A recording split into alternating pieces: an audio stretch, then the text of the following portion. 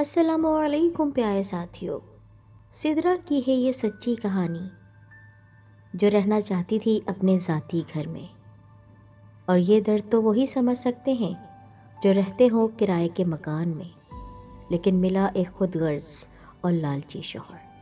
آئیے آپ کو سناتے ہیں شروع سے آخر تک، اس کہانی کو سنیے گا۔ گزارش کرتی ہوں اس سے پہلے ہمارے چینل سے دا وائس کو سبسکرائب کر دیں، ویڈیوز کی نوٹیفیکیشن حاصل کرنے کے لیے بیل کو ضرور دبائیے گا۔ سدرا کی زندگی کا سب سے بڑا دکھ کرائے کے مکان میں رہائش پذیر ہونا تھا۔ اپنے ذاتی گھر کی خواہش وقت گزرنے کے ساتھ ساتھ شدت پکڑتی گئی۔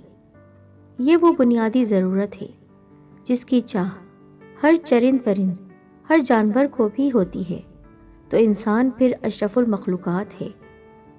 اشفاق احمد کے 3 بچے تھے۔ بڑے 2 بیٹے حماد، جواد تھے اور تیسرے نمبر پر سدرا تھی۔ اشفاق احمد ایک سرکاری ٹیچر تھے۔ مہنگائی کے اس دور میں انہوں نے اور ان کی بیوی سلمہ نے بمشکل سفید پوشی کا بھرم رکھا ہوا تھا۔ اشفاق صاحب بڑھتی عمر کے باوجود بہت محنت کرتے تھے، اس لیے وہ اپنا گھر بنانے کے لیے کچھ بھی پس انداز نہ کر سکے تھے۔ پھر بھی سلمہ نے محلے میں چھوٹی موٹی کمیٹیاں ڈال کر اتنی رقم ضرور اکٹھی کر لی کہ آبادی سے دور کسی اسکیم کے تحت 5 مرلے کا پلاٹ خرید لیا کہ اسی طرح ایک دن اپنا مکان بھی بنا لیں گے، لیکن یہ خیال صرف خیال ہی رہا اور وقت دن مہینوں اور سالوں میں بدلتا رہا۔ لیکن یہ گزرتا وقت گھر کی سب سے چھوٹی اور حساس سدرا کو بہت متاثر کرتا گیا۔ آئے دن کے مکان بدلنے سے وہ تنگ آ چکی تھی۔ یہ تو حقیقت تھی کہ مکانوں کے مالک اپنی مرضی کے کرایہ دار رکھتے ہیں۔ سدرا کو یوں لگتا ان کی زندگی یوں ہی آئے دن سامان کی شفٹنگ میں گزر جانی ہے۔ وہ جب بھی مکان بدلتے سب سے زیادہ سدرا کو محسوس ہوتا۔ یہ احساس وقت گزرنے کے ساتھ ساتھ جڑ پکڑتا گیا۔ لڑکیوں کی جو عمر پہلے خواب بننے کی ہوتی ہے، سدرا اس عمر میں صرف ایک ہی خواب سجائے بیٹھی تھی، اور وہ خواب تھا کہ چاہے چھوٹا سا ہی صحیح لیکن ان کا اپنا ایک گھر ہو جہاں وہ اپنے ماں باپ کے ساتھ رہے، تو مہینے کے شروع ہوتے ہی انہیں کرائے کی فکر نہ ہو، جہاں مہنگائی بڑھنے کے باوجود کوئی ان کو نکلنے کے لیے نہ کہے، جہاں سے انہیں کہیں شفٹ نہ ہونا پڑے، جہاں اس کا اپنا ایک کمرہ ہو جس میں اس کے بچپن کے کھلونے، اس کی کتابیں، اس کے فرسٹ آنے پر ملنے والے سارے پرائز سجے ہوں، جو زیادہ تر شفٹنگ کے دوران ٹوٹ پھوٹ جاتے تھے اور وہ اپنی چیزوں کو سنبھالتے سنبھالتے تھک جاتی تھی۔ وہ چاہتی تھی اس کی تمام یادیں اس کے کمرے میں قید ہوں، جہاں ملکیت کا احساس ہو، جہاں اگر بد احتیاطی سے ٹوٹ پھوٹ جائے تو کسی کا ڈر نہ ہو، جہاں کی ہر چیز وہ اپنی مرضی سے سیٹ کرے۔ اس سلسلے میں وہ اپنی کوشش کرنا چاہتی تھی، کیونکہ اب اس کے والدین بوڑھے ہونے لگے تھے، تھکنے لگے تھے، لیکن وہ خوش تھے کہ ان کے 3 بچے محنتی، لائق اور فرمانبردار ہیں۔ حماد اور جواد بھی گھر کے حالات کو دیکھتے ہوئے اپنی تعلیم کے لیے پارٹ ٹائم جاب کرنے لگے تھے۔ سدرا بھی BSc کرنے کے بعد ایک پرائیویٹ اسکول میں پڑھانے لگی تھی۔ وقت گزرتا گیا، حماد اور جواد کی تعلیم مکمل ہو گئی۔ خوش قسمتی سے دونوں کو ہی آرمی میں اچھی پوسٹ پر جاب مل گئی۔ دونوں کی نسبت بچپن سے ہی اپنے تایا کی بیٹیوں مصباح اور مریم سے طے تھی۔ سلمہ کو بھی اپنے بیٹوں کے سر پر صحرا سجانے کا شوق چرایا، اور تایا کو بھی بیٹیوں کی شادی کی جلدی فکر تھی۔ یوں یہ کام سادگی سے ہو گیا۔ اشفاق اور سلمہ دونوں اللہ تعالیٰ کا شکر ادا کرتے نہ تھکتے کہ عزت سے وقت گزر گیا اور سفید پوشی کا بھرم بھی قائم رہا۔ اب دونوں کو صرف سدرا کی شادی کی فکر تھی۔ وہ کسی اچھے رشتے کے انتظار میں تھے تاکہ اس کے فرض سے بھی سبکدوش ہو جائیں، لیکن شاید ابھی اس کام میں دیر تھی۔ دونوں میاں بیوی بہت قناعت پسند اور صبر کرنے والے تھے۔ وہ جانتے تھے جب اس کی شادی کا وقت آئے گا تو خود بخود اللہ تعالیٰ کی ذات کوئی وسیلہ بنا دے گی، لیکن سدرا کی اپنی ہی دنیا تھی اور وہ گھر کے لیے کوشش کیے جا رہی تھی۔ اپنے امی ابا سے ایک گھر کی اس نے فرمائش کی تھی اور ساتھ ہی اپنے اکاؤنٹ میں جمع رقم کے بارے میں بتایا تھا تاکہ پلاٹ پر گھر بنانے کے لیے کام شروع کیا جا سکے۔ پھر بعد میں جو کمی بیشی ہوگی وہ بھائیوں سے مدد لے لیں گے۔ سلمہ اس کی خواہش کو بڑی اچھی طرح جانتی تھی، اور وہ یہ بھی جانتی تھی کہ سدرا اپنی تنخواہ بینک میں کیوں جمع کراتی ہے۔ سلمہ بھی یہ سوچ کر چپ تھی کہ جلد ہی سدرا کی شادی ہو جائے گی اور یہی رقم اس کے جہیز میں کام آئے گی۔ یوں سدرا اپنے سارے خواب سسرال میں جا کر پورا کرے گی، لیکن ابھی انہیں کوئی رشتہ پسند نہیں آیا تھا۔ پھر بھی دونوں میاں بیوی نے بیٹی کو سمجھانے کی کوشش کی کہ جلد ہی اس کی شادی ہو جائے گی اور وہ اپنے گھر گرہستی میں گم ہو جائے گی۔ رہی یہ دونوں میاں بیوی تو ان کی زیادہ زندگی تو گزر ہی گئی ہے، جو تھوڑی سی رہ گئی ہے وہ بھی گزر جائے گی۔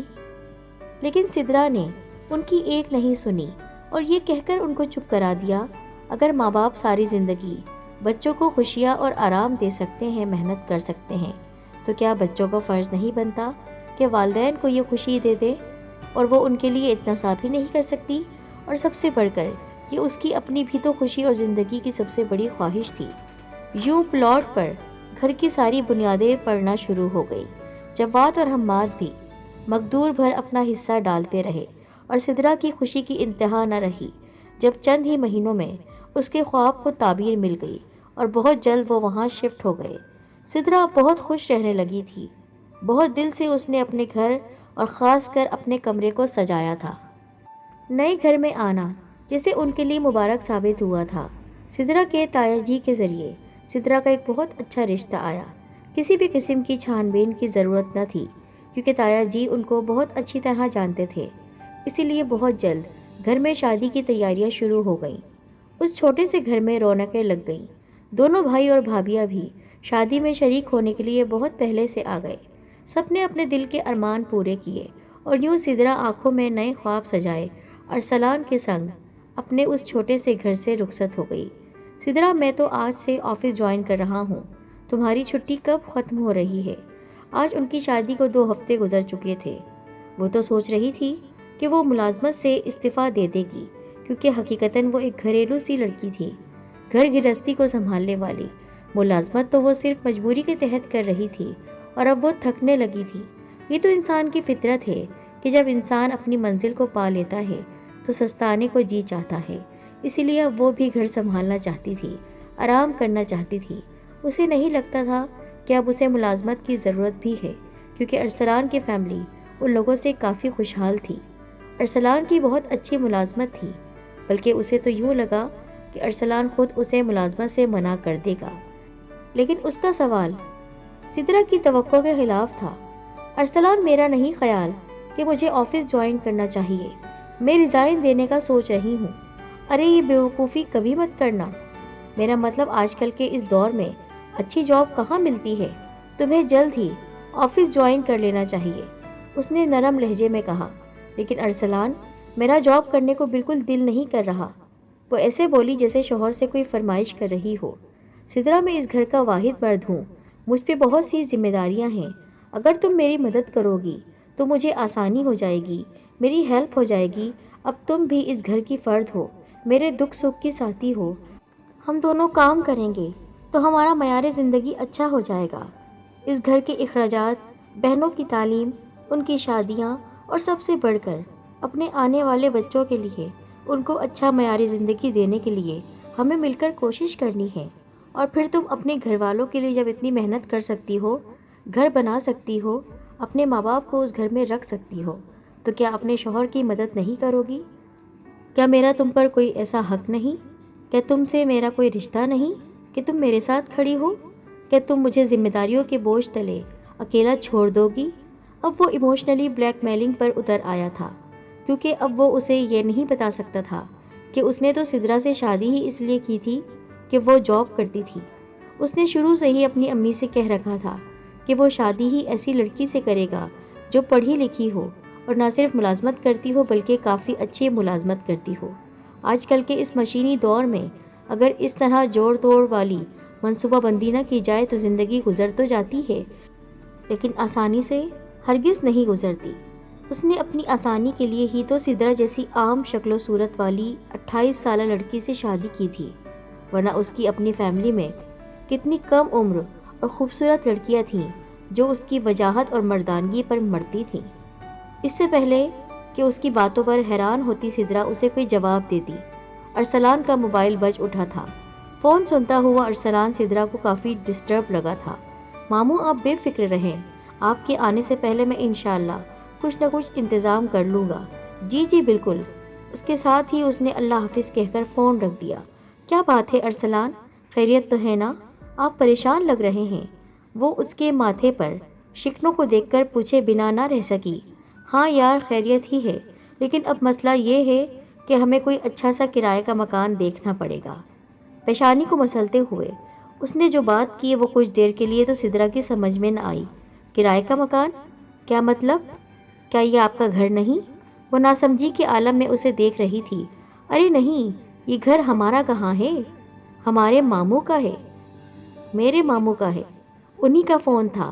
وہ پہلے یہیں رہتے تھے، لیکن پھر جاب کے سلسلے میں کراچی جانا پڑا تو فیملی بھی وہیں شفٹ ہو گئی۔ ہم یہاں آ گئے۔ یوں کچھ عرصے کے لیے ہمارے کرائے کے مکانوں سے جان چھوٹ گئی، لیکن اب میرے ماموں ریٹائرڈ ہو رہے ہیں اور انہیں واپس یہیں حیدرآباد آنا ہے، تو مجھے پہلے سے انفارم کر رہے ہیں کہ ہم ان کے آنے تک کوئی مکان لے کر وہاں شفٹ ہو سکیں۔ پتہ ہے سدرا، مجھے کرائے کے مکانوں میں رہنا بالکل پسند نہیں۔ میرا خواب ہے کہ میرا ایک ذاتی گھر ہو، لیکن مجھ پہ بہت سی ذمہ داریاں ہیں۔ اس خواب کی تعبیر بہت جلد تو ممکن نہیں، لیکن مجھے یقین ہے اگر تم میرا ساتھ دو گی تو بہت جلد ہمارے سارے خواب پورے ہو جائیں گے۔ اس نے مسکراتے ہوئے سدرا کا ہاتھ تھاما اور اسے لگا جیسے ایک بھاری بوجھ اس کے سینے پر آ گرا ہو، جیسے وہ جہاں سے چلی تھی دوبارہ وہیں پہ پہنچ گئی ہو، جیسے کوئی مسافر منزل تک پہنچنے کی کوشش میں لمبی مسافت طے کر کے بھی اپنی منزل تک نہ پہنچ سکے اور دوبارہ سفر شروع کرنا پڑے۔ ارسلان کچھ اور بھی کہہ رہا تھا، شاید اسے کنوینس کرنے کی کوشش میں کچھ اور ذمہ داریوں کی فہرست گنوا رہا تھا، لیکن وہ حیرت اور صدمے کی زیادتی سے کچھ بھی نہیں بول پا رہی تھی۔ اس کا جسم بے جان سا ہونے لگا، آنکھوں کے آگے دھند چھانے لگی۔ ایسے میں منزل کہاں دکھائی دیتی اور دھند تھی کہ بڑھتی ہی جا رہی تھی۔ السلام علیکم۔